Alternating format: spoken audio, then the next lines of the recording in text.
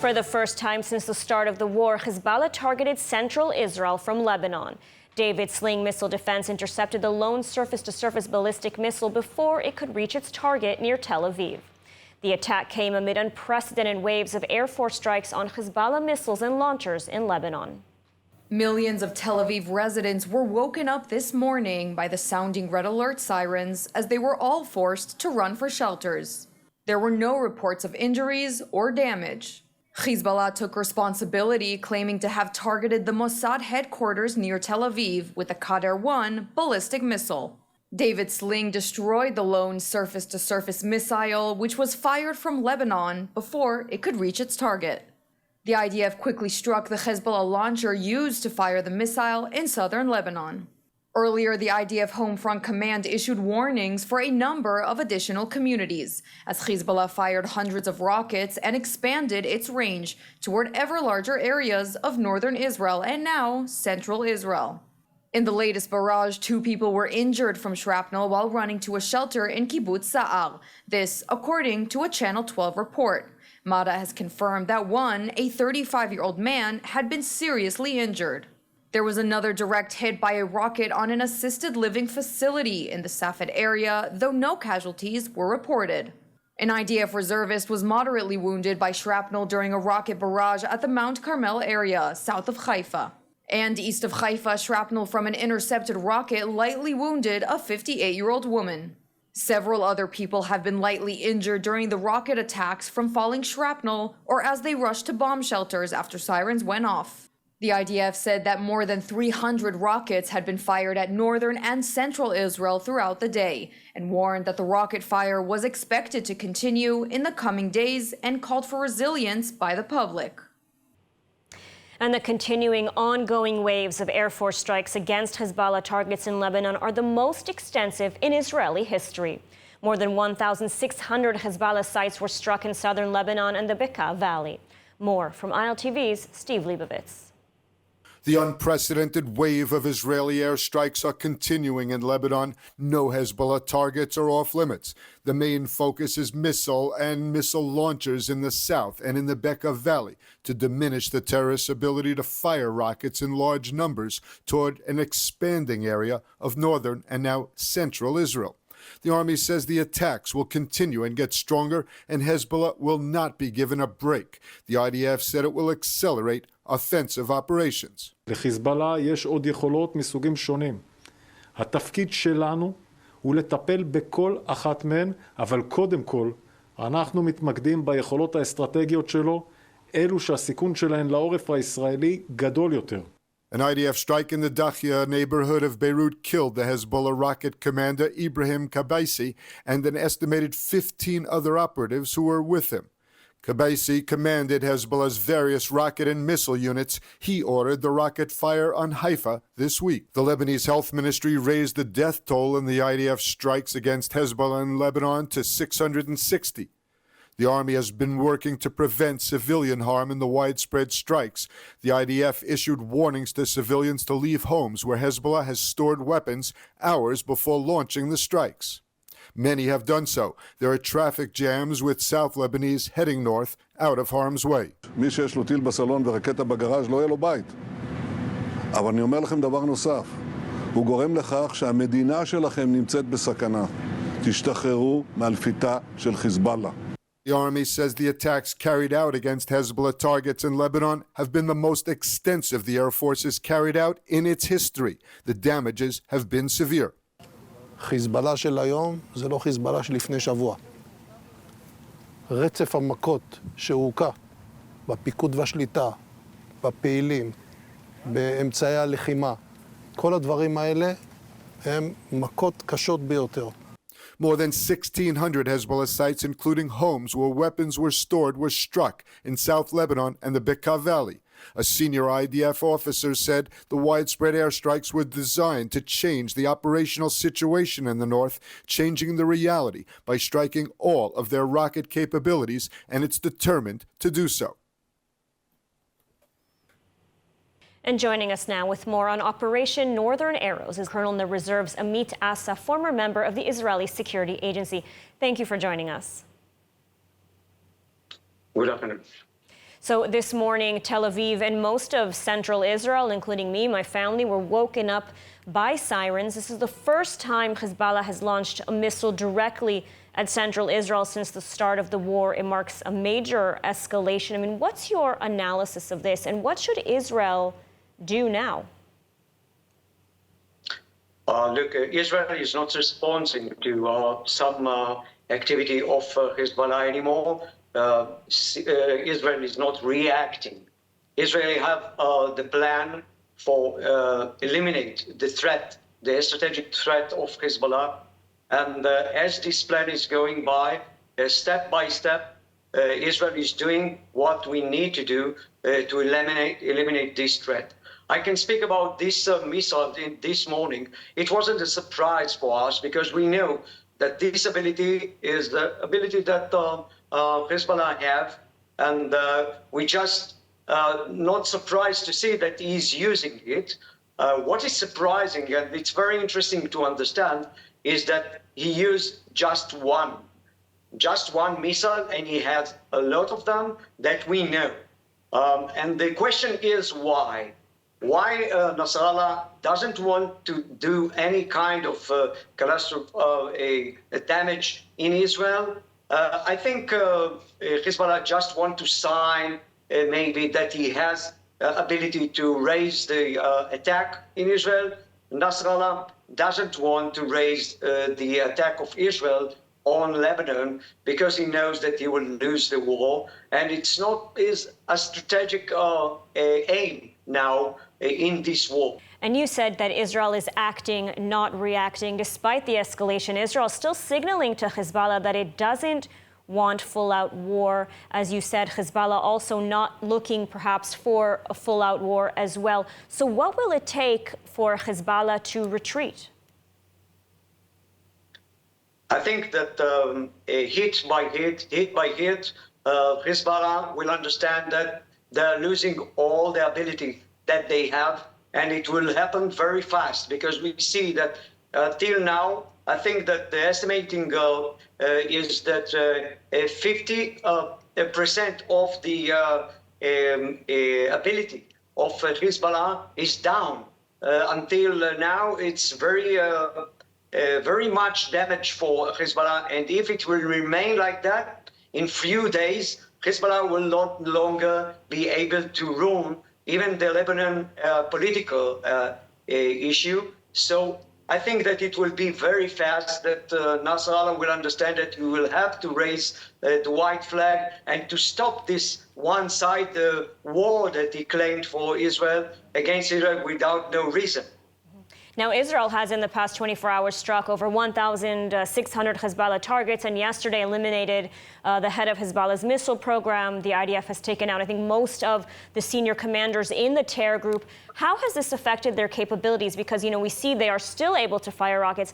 And who is making the decisions for the group today, now that their commanders have been largely eliminated? Yes, we understand that eliminating head of commanders is very important in the time of war. Maybe in time of peace, if we eliminate somebody else will replace him. He has time to replace him. But in time of war, if you eliminate this kind of commanders in these positions, it's very helpful for the ability of the army of Hezbollah to work and to control the soldiers at the field.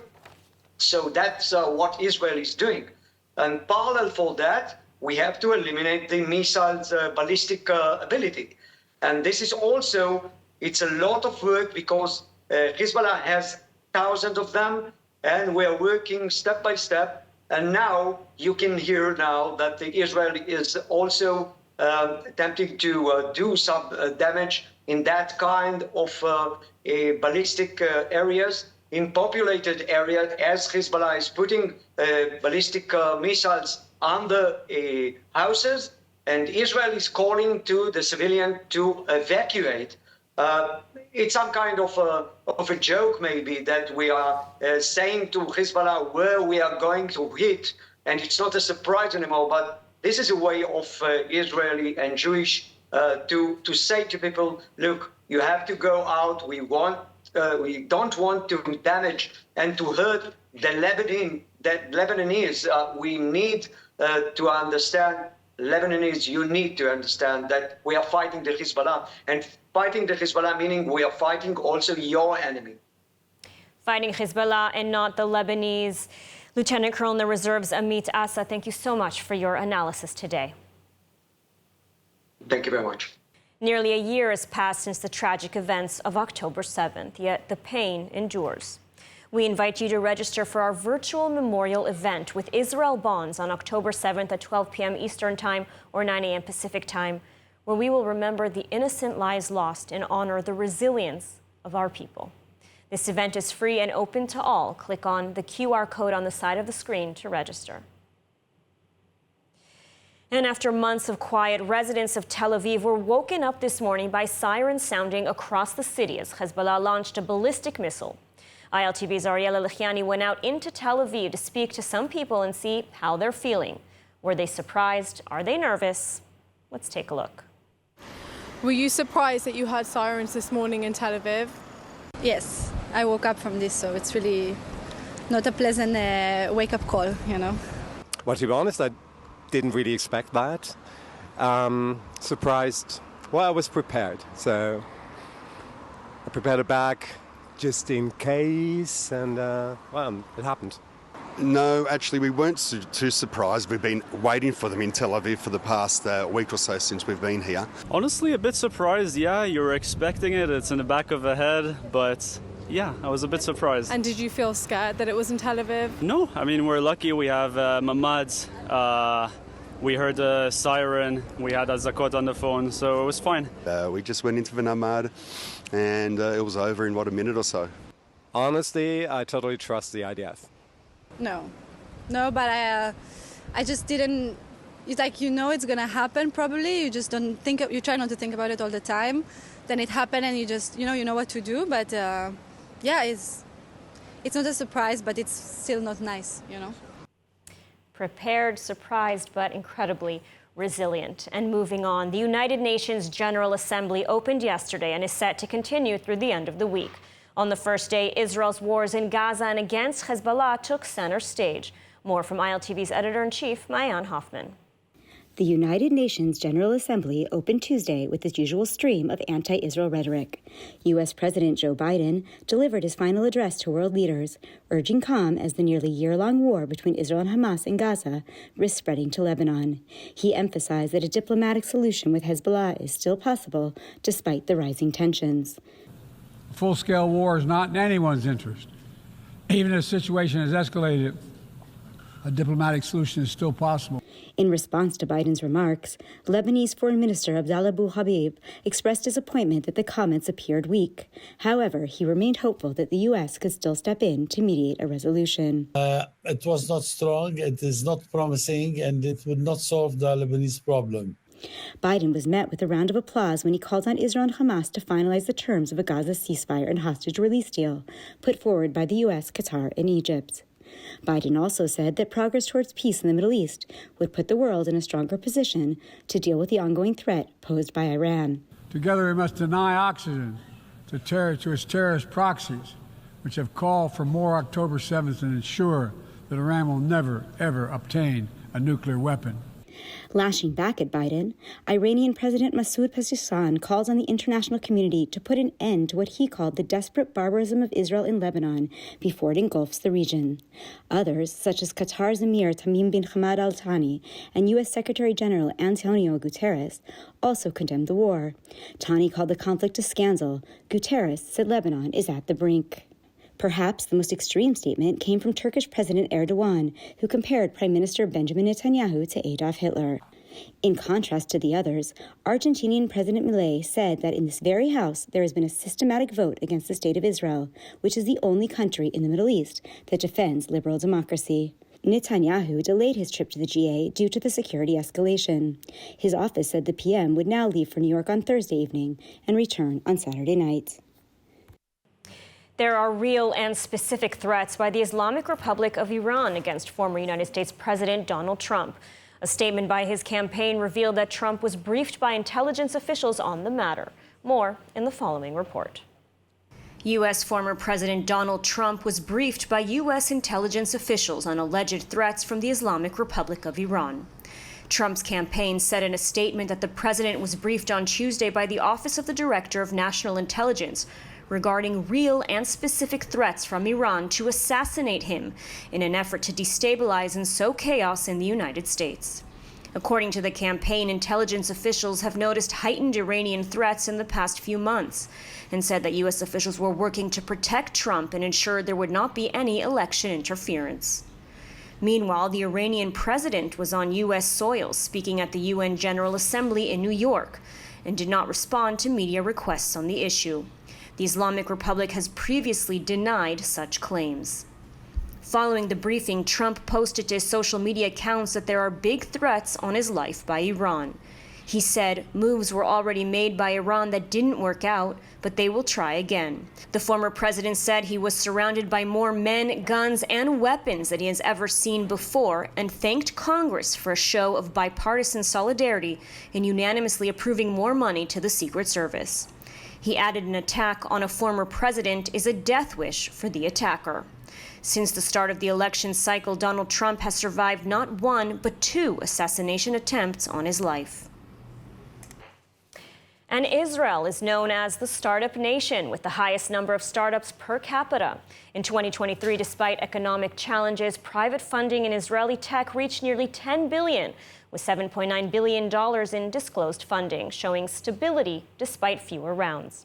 Amid political tensions, the war against Hamas and Hezbollah, and global economic contraction, Israel's startup ecosystem faces challenges. However, Israeli tech companies continue to display agility and creativity, with some thriving, despite setbacks. In times of crisis, the venture capital market often seizes investment opportunities, and various sectors in Israel's startup scene are growing. Joining us today to help us understand where the savvy investor should be focusing on is Assa, founding partner of iAngels, experts and leaders in the private startup investment sector. Mo, thank you so much for joining us. Thank you for having me. Okay, so I want to ask you, how has the post-October 7th war affected the startup ecosystem in Israel? And what are some of the challenges that the ecosystem faces today? Well, it's a great question. First, we have to remember that there are actually a lot of very significant and interesting deals happening since October. Wiz raised $1 billion, a $12 billion valuation, before declining an acquisition offer of $23 billion. NVIDIA acquired 2 companies amounting to approximately $1 billion. Palo Alto Networks did the same, also acquired 2 companies that amounting also to approximately $1 billion. iAngel's portfolio companies alone since October have raised in the aggregate of over $100 million. So there are actually interesting activities happening, and all these deals were negotiated and executed after the beginning of the war, which is, very optimistic and positive. And with that said, I think that there are a lot of opportunities for local investors, because a lot of international VCs or global CVCs have pulled out their teams from Israel because of security reasons. And I think that VCs such as iAngels and VCs who have actually dry powder and are actively looking for opportunities and investments have a real proprietary access to very unique investment opportunities at attractive terms. So, iAngels has over 26 exits under its belt and has onboarded over 100 portfolio companies. You partner with some of the highest caliber entrepreneurs in the nation. What are you seeing today as sort of the most exciting sectors for investment? So I think these days, again, we have to remember that Israelis, we always innovate for other markets. So the market is never here. We're always looking to solve big world problems not in Israel. So we're less dependent actually on Israel's economy to build the startup from the ground up. We're more looking outward to onboard new customers. So I think these days, more than ever before, we're looking to invest in companies that have the opportunity to scale fast and be very heavily dependent on software solutions, so they can actually capitalize on what Israelis do best, which is software, cyber, enterprise software, digital health. These are some of the sectors that we're most interested in, and we're seeing a kind of an awakening also in additional sectors that I think are very in line with being kind of in the midst of a war or post-war. There's a lot of innovation cycles that actually happen after that. And you mentioned that, Israelis are trying to sort of fix the global problems. Has the war harmed Israel's ability to do that, to penetrate world markets, from a technology or high-tech perspective? So it's a good question. I mean, it's amongst all of our portfolio companies, we have not experienced any kind of lack or loss of business because we're Israelis or because of the war. And we have actually heard many times on the contrary, huge amounts of support. We feel you, we know you, we've been in this process, we've been in business for so many years. This is really terrible and we're here to help. People might not realize, but investing in Israeli tech is really supporting all the sector of Israel, because Israeli tech generates over 30% of the tax revenue in Israel. And those taxes go directly into health, infrastructure, education, defense. So essentially, it's not just being an altruistic investment, but being something that has kind of opportunity for outsized performance as well, with the notion of how can we get more involved, how can we help Israel, how can we not only support the economy, but build something for the future and support Israel's strong day after. I think what we've been seeing in the last year, which is really unbelievable that it's almost a year, is that high tech in Israel always delivers. We always deliver. We're meeting KPI, although many of the companies might have up to 30% of their workforce called to reserve duty or be elsewhere or be in a kind of different distress situations. So I think this is definitely a sign of hope and a sign of very good future for the high-tech ecosystem that will continue to push forward and make sure that Israel's economy stays strong. Absolutely. Mo, thank you so much for joining us today. Thank you for having me. And now in other news, Americans for Ben-Gurion University held a special event earlier this week featuring the popular Jewish rapper Matisyahu. A4BGU has been an instrumental part in the rebuilding and recovery efforts in the South. Around 350 Jewish and pro-Israel supporters turned out for American for Ben-Gurion University's inaugural New York benefit, featuring American Jewish singer Matisyahu and honoring outgoing board chair Gary DeBode.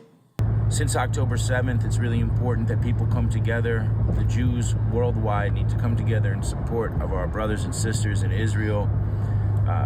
Americans for Ben-Gurion University is one of the organizations that supports the resilience of Israelis and has helped building to get everybody back on track. The event raised $1 million, which A4BGU CEO Doug Sesserman said will go to the rebuilding and recovery of the South, with BGU leading the way as the Negev's anchor institution and engine for growth. On Sunday night, Matisyahu featured Ascent after his first song, Jerusalem, Out of the Darkness Comes Light, released in 2006. Along with his guitarist, he played some extended tunes before concluding with One Day and a plea to free the hostages. Sagot Winery, where passion meets tradition. Nestled in the heart of Binyamin, our vineyards yield exquisite wines crafted with generations of expertise. And now, let's take a look at the weather forecast. Mostly clear skies are expected tonight throughout the country, with temperatures expected to continue dropping, reaching lows of 21 degrees Celsius or 70 degrees Fahrenheit. Then tomorrow, sunny skies are expected alongside highs of 32 degrees Celsius or 90 degrees Fahrenheit.